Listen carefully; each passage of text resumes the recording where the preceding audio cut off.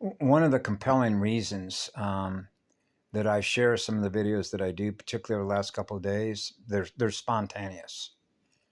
They're not pre-planned. But that's a different translation. You know what it means to be spontaneous, right? Which means you can't predict pre-light. Okay. Uh, but the reason that I've done, particularly the last ones I've done today, particularly after what I experienced last night, the video I put up last night about Alcoholics Anonymous, um, which is a recovery program. I could go on and on and on, on and on and on and on of everything that I learned in all those rooms. Because it's well, before I go into that part, my initial, what compelled me to do this was what I'm experiencing, and then based on what I'm experiencing, by virtue of what I'm experiencing and what I become aware of, by the speed at which I'm aware of what I'm aware of. There was an old, when I was a child growing up, I was introduced to a lot of military documentary movies, networks, like United News Network, that did videos about World War II. And there used to be one called, well,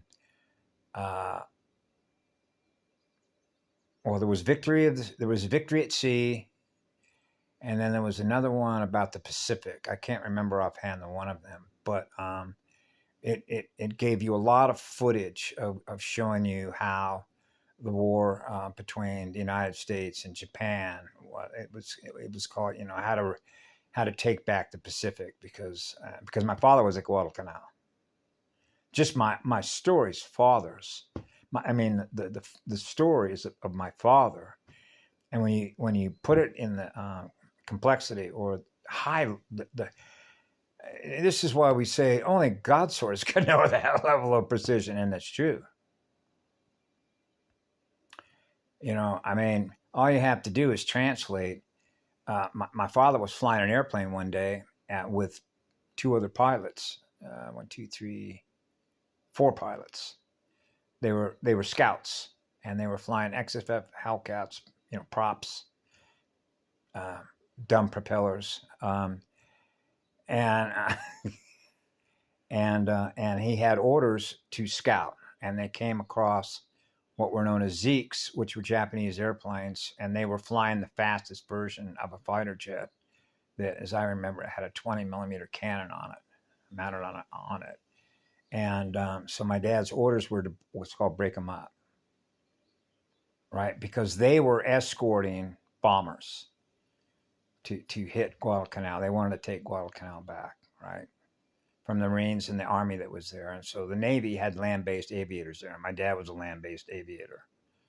And this was in April of the Solomon Islands in 1942, right? So my dad, a 20 millimeter fuselage came to the side of the cockpit and tore off part of my dad's knee, and he was losing a lot of voltage. So when he landed that airplane onto the strip, when the ground crew pulled him out of the cockpit, they couldn't believe how in the world he landed that airplane, because he was unconscious. When they got up to the plane, he was unconscious. He wasn't even conscious. How the hell did he do that? My dad had help. Okay, so I'll leave it to your imagination who helped him do that, because I had to come in right on time. Okay, because my dad had to meet my biological mother, and that's divine right timing. That's God's source timing. That's Imanu timing, which is perfect balance, which is golden fire balance. So my mother had to meet my father, because my mother only met my dad that night. And that's what they used to call a one-night stand. If you've not heard that parlance, that language, those codes, that electrical communication, what do you mean by a one-night stand? Like a standing pillar of light? So you can have, it's like, I love William Donahue when he used to say about the crisis of definitions, the crisis of electrical communication. mathematical communication, nodes in a network. What do you really mean by what you're saying using those codes? When he would say, two teenagers are coming down the staircase in their house and tell the mother, we're going to go out and shoot the bull. She freaks out and has a wild reaction, a negative magnetic reaction. Now she's running cavitation in her water molecules because she believes in her mind, by what you said, you're going to go shoot a bull and kill an animal. And that's not what they meant at all. It meant they're going to go out and chat bots, like a Chatty Cathy doll that I didn't have, but I saw one when I was a child growing up. So that particular documentary, there was a name called for when the Marines in the Pacific and the Navy were taking back the islands, and it was called stepping up the attack. Okay, stepping up the attack. So I'm experiencing that the attacks are stepping up.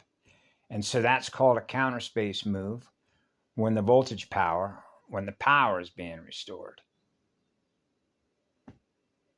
Right? And that's what happens in Alcoholics Anonymous.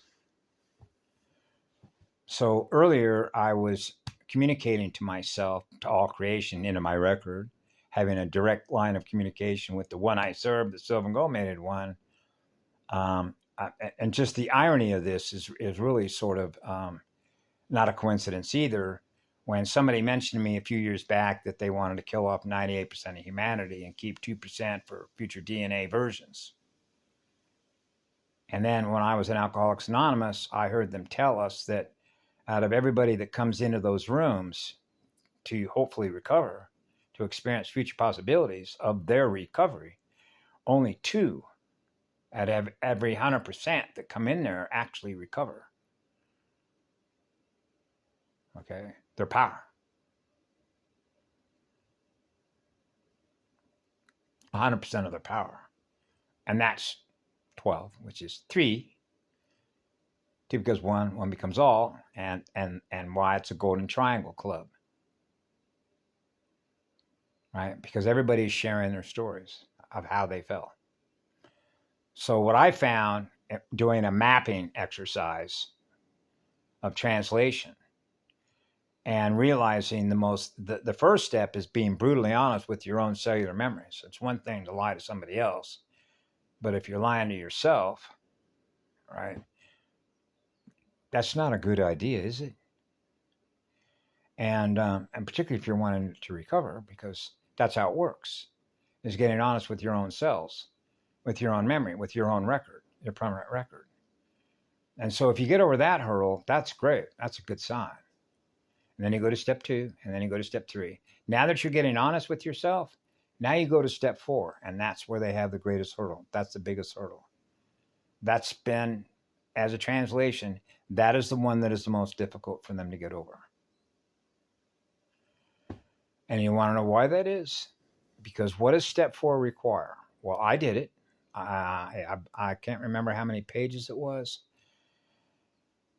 Particularly when you translate this through blank slate memory wipe technology and thought forms that are sent to you that aren't yours, and you carry out that instruction like you obey an order and you harm another life form. Yeah, like I'm coming into a contamination zone. I'm experiencing those codes. And the speed at which you get rid of those codes, just like I gave the command line frequency when I'm 4 years of age and I have this up and running as fast as I possibly could for the job that I'm supposed to be doing, which is healing.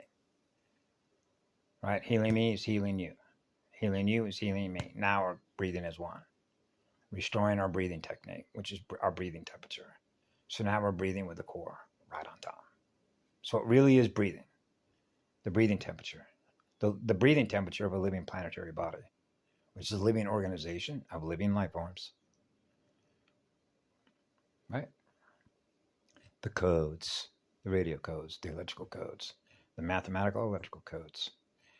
And so step 4 is where they seem to have the greatest difficulty to do an inventory. Which simply means now that you've gotten honest with yourself, okay, all you got to do is write down Okay, get honest with you and write it down. Just go ahead and write it down. All the things that you did where either you harmed yourself, because if you're harming yourself, then others that you know are going to experience the harm that you did to yourself. Because now they're going to experience the reduction of power in you. And now they're experiencing reduction of power in them as a result of the reduction of power in you. And that's called an exchange of power. You see how that works with electrical transactions and allocation numbers?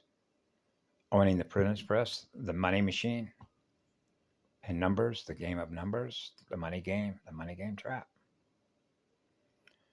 Okay, so step 4 was critical. So when you get to step 4, you write down. Okay, so for example, my mother. Okay, I grabbed my mother's television set and took it down to a pawn shop to go get some heroin. Okay, and so I had to admit to my mother that I was the one that took her TV set. I stole your TV set, Mama. Okay, I had a habit going. You know what it's like? You start going through withdrawal symptoms of heroin. Your bones are crying, screaming. Your bones are screaming for that drug. Okay. I am a recovered drug addict and alcoholic. I could tell you a lot of stories about people that are no longer alive. I don't want to do that because I don't want to reduce anybody's freak. I'll leave that part out. And so I made a list, and that's called making amends. It means you're getting honest with yourself and you're willing to admit to another person. So I would say, for example, I realized that I was experiencing codes in me to do things that are harming me. And when I'm harming me, I realize the harm that it's doing to you, because I realize that your feelings are going to be hurt when you realize that your own son did something to you because I needed the money, because I needed the electrons in order to support a drug habit, which is self-abuse. And how that relates to genetics, 3 trillion years of genetic environmental engineering, protocols, the call tones, how that relates to trauma, and how trauma is related to phosphorus, and how phosphorus is related to procreation. The elements. Particularly when something doesn't have a body to experience what it must feel like to procreate with the female mitochondria and pass a seed atom on.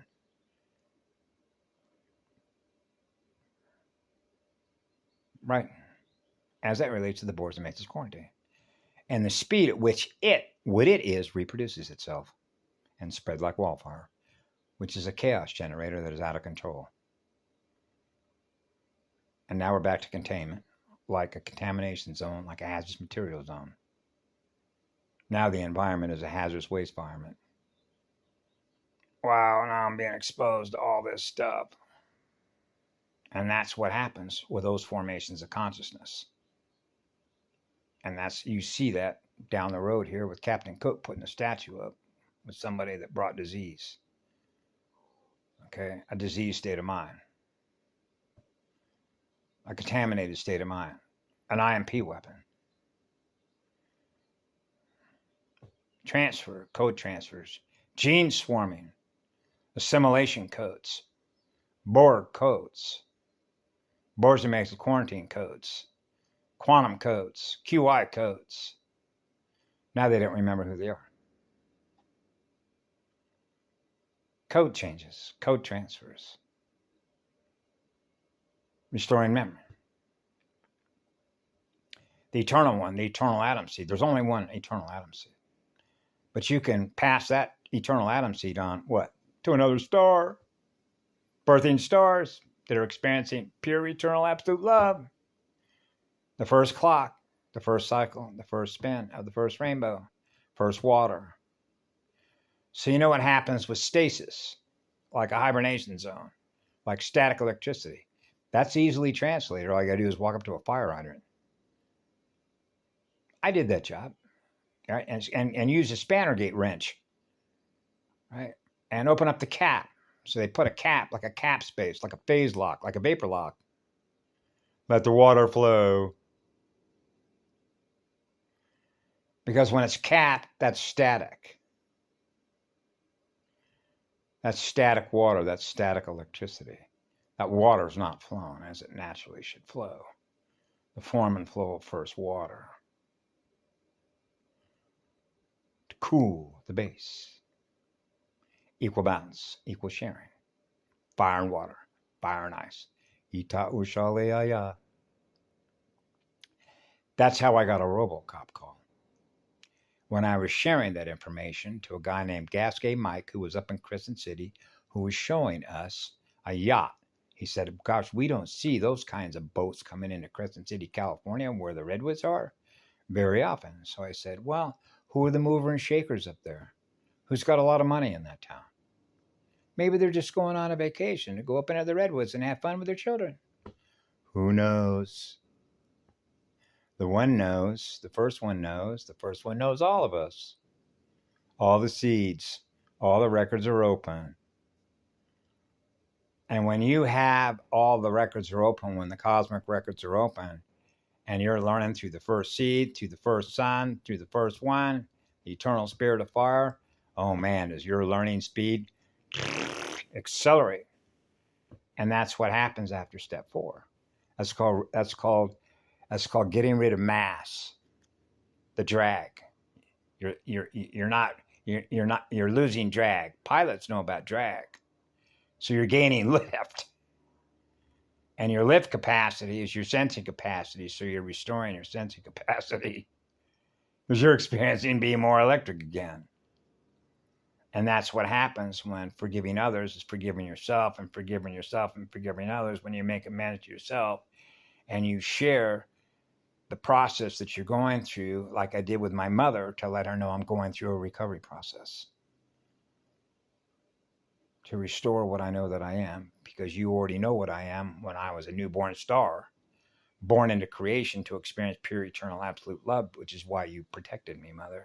So you know me. You know my energy. You know the absolute truth of who I am. And I know that, and you know that. And so I'm recovering. So we would use the word in English, I am deeply sorry. Please forgive me. So love, pure, eternal, absolute love, is eternal forgiveness. Because you're getting honest with yourself. And so you have an intimate conversation with the one that loves us all equally, sharing what I am, which is what love is.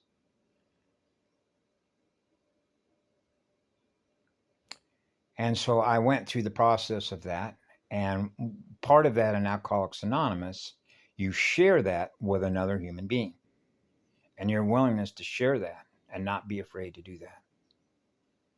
This is who I am. This is what I've done. This is the harm that I've experienced. I'm in the process of recovery, and it's important that I do this to clear my record. I'm restoring my fire, and I'm cleaning my record up. I don't want to experience dirty electricity anymore. I don't want to experience any more miasma. I don't want to experience any shadow body anatomy anymore. I'm burning off the shadow body as quick as I possibly can to restore what I know that I am. I'm not what that is. I am not an altar. I am full sensing capacity. The silver and gold mated sensing capacity. I know who I am. So let's get this process done as fast as I possibly can. Follow the steps. So then I went to step 5, went to step 6, went to step 7. So there is recovery. That big book of Alcoholics Anonymous is an instruction manual of recovery. That's what it is. Just like the original instructions, how to operate a whole body, how to operate 12 spheres, how to operate a system, an operating system here in planet Earth, on a noble planet, which is what love is. Right? I let the entire neighborhood know about 30 minutes ago, love is the law and no exceptions.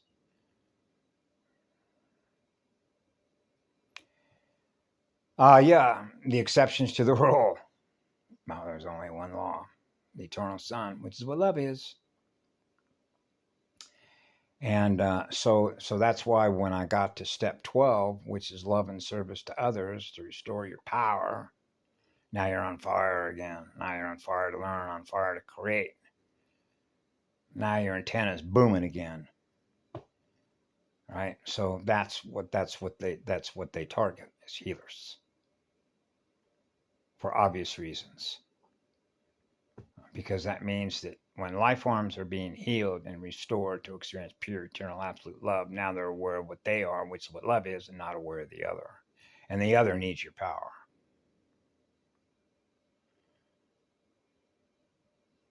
Right? So the less attention you're paying to it, and the more attention you are to what you are, which is what love is, playing music in elemental union with God Source Eternal, you're not providing any electrical power to something that's trying to do what? Hurt you, which is an abuser. Now you remember who you are because you remember the first son that loves us all. Now you're experiencing being loved because you love who you are again. So that all life that you experience in your mirror is experiencing what you are, which is what love is. And that's called restoration. That is a restoration of your power. That's what a cosmic clock reset is. It's resetting your clocks back to zero, which is 0 degrees, which is 90 on the vertical, 90 on the horizontal. And that is a perfect cross at the center point of a basic compass. A navigational tool is a builder's tool. So you know how to get around, right? Mapping universes, mapping galaxies, right? At mapping speed, which is God's seed, which is the eternal seed atom, the first atmosphere, the first rainbow. And so I have always, all of the rooms that I went in with all the peoples that I shared my stories with and listened to all hundreds and hundreds and hundreds of people in a lot of different rooms that I was in across the U.S. Most of them were in California, Idaho, Arkansas, and a few other places, if you will. But that book was always with me, along with another one. There is a condensed version, if you ever choose to take a look at it and see what it, without having to read the whole big book. I can't remember how many pages it is. I think it's like 500 some odd pages the big book is. I happen to prefer the third edition.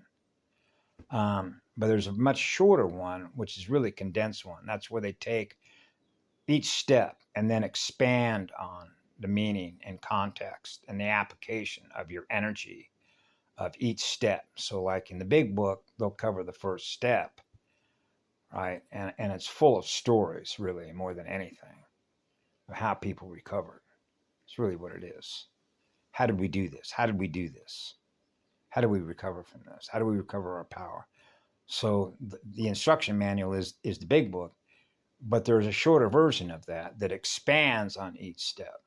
So it's more comprehensive and it's shorter. It doesn't take as much time if you're interested in at a shorter period of time, like a wave is shorter. And that is a shorter book. It's called the 12-step program, but it's all it is the 12-step program in a condensed version. And I had that one. And then there was another book that I had. I had 3 of them. And it's called A New Pair of Glasses. Restore Your Vision. Right? Restore your glasses. Now I got a new pair of glasses. And so that's why I'm eternally blessed and eternally grateful for all of you that spend your free time and energy as sponsors, because this is not a government-backed program. Okay? Alcoholics Anonymous are all volunteers, just like a volunteer fire department. Okay? They donate their electrical power to help others that still suffer from miasma. The altars. So anyway, have a beautiful day. We love you all. Maharata Mueva Ashale Salukaleaya to all of you.